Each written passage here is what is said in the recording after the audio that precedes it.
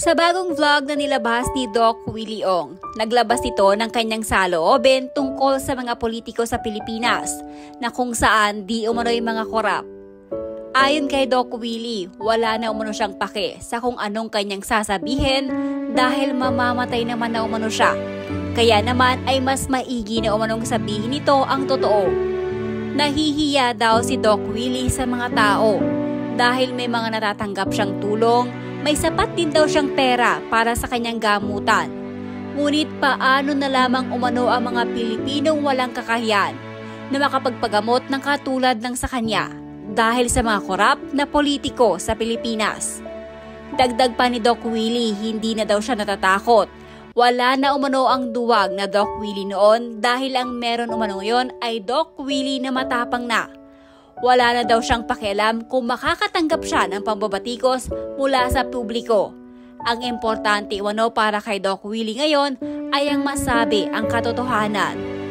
Sumasailalim ngayon si Doc Willie Ong sa chemotherapy dahil sa pagkakaroon nito ng cancer. Paglalahad ni Doc Willie, pakiramdam umano niya kaya siya nagkaroon ng cancer dahil sa stress na kanyang naranasan noong tumakbo siya sa politiko. Labis daw kasing dinamdam ni Doc Willie ang mga bashing na kanyang natanggap noong panahong ng eleksyon.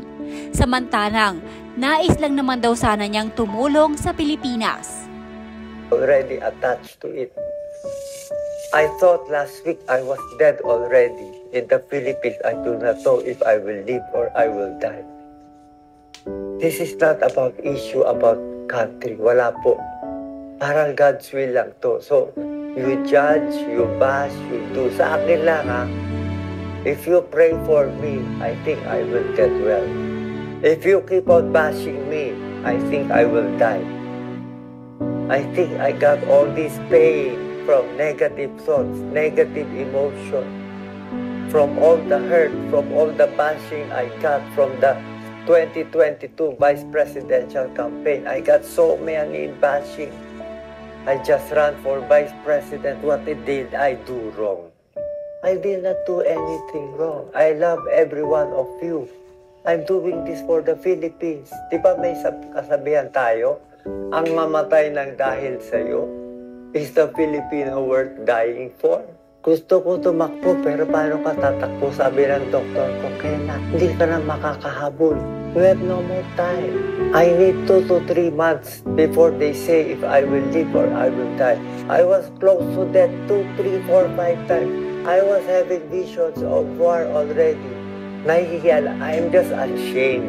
You know why? Because I'm lucky to have some money and people supporting me. But our countrymen are very poor. They do not have health care. They are just dying there from the corruption of politicians. I'm sorry. The old the old Doc Willie is gone. The duwag Doc Willie is gone. This is the new Doc Willie. This is the matapang Doc Willie Ong. Pasensya na po mga politiko. Masasagasaan ko na kayo ngayon. Anyway, I'm dying. I don't care. I will tell you the truth. Politicians are corrupt in the Philippines. Sorry po kaibigan ko kayo lahat. I do not have fear anymore. I don't care if you bash or like me anymore. I will tell you the truth. My relatives do not want me to make this video. But I said, I owe it to the Filipino people to be honest to them. I owe it. Mahal na mahal na mahal na mahal na mahal na mahal na mahal na mahal ko kayo po lahat. Hindi nyo naiintindihan gaano ko kayong kamahal. Bawat takbo ko para po sa inyo, hindi para sa akin. Kung ng campaign ko, wala akong gastos kahit paklawa, wala akong gastos, wala akong niloko, wala akong inaway. Anong ginawa niyo? Binasyon na ako ng binas. Sobrang loob ko. Filipinos should be more caring, more honest. That's why we have all these hardships. Filipinos, love and cherish each other. Hindi po ako nagloloko. Hindi to bola-bola. Life and death to. Baka bukas patay na ako. If I live, I will live for you. I will live for every Juan de la Cruz. We need good people to run. Good people to run as senator, president, congressman, lahat. We should love the earth. We should tax the correct people. Stop the corruption. Look, the Philippines is so rich. You politician, you bribe the people. You give them money to vote for you. You keep them stupid. You want them stupid. Naiiyak ako. I was crying because they had the best health care. Our Filipinos have no health care. This is the new Doc Willie. Sorry for those watching. I have to do this. This is my mission. Live or die, I will be true to myself. The only reason to live is I love my daughter, Catherine. I want to live. I love Yen Yen. I love Jelly. I love Lisa. I love Ryan. I love Mark. I love all the nurses here. I also love all the politicians here. You are my friends. Di ba kaibigan tayo? Pero yung masakit sa akin na namamatay yung mahihirap natin. Everything I do for you. Ako na nga pinakamalinis na ginagawa. Minababoy niyo pa ako. May isang basher nagsabi sa akin, Doc Willie, even if you run 10 times again and again, you will lose again and again and again. What did I do to you? Why do you hate me so much? What did I do? I never attacked Duterte. I never attacked PBM. I never attacked Neri. I never attacked Pico. I am nice to them. I interview them. Is the politics just a game? What is happening to me? I will tell you what is happening. In the past few days, parang marami ako napapanikinipan kasi I saw my mom who is died. My mom died, nandun siya. Tinukuhan na niya ako eh.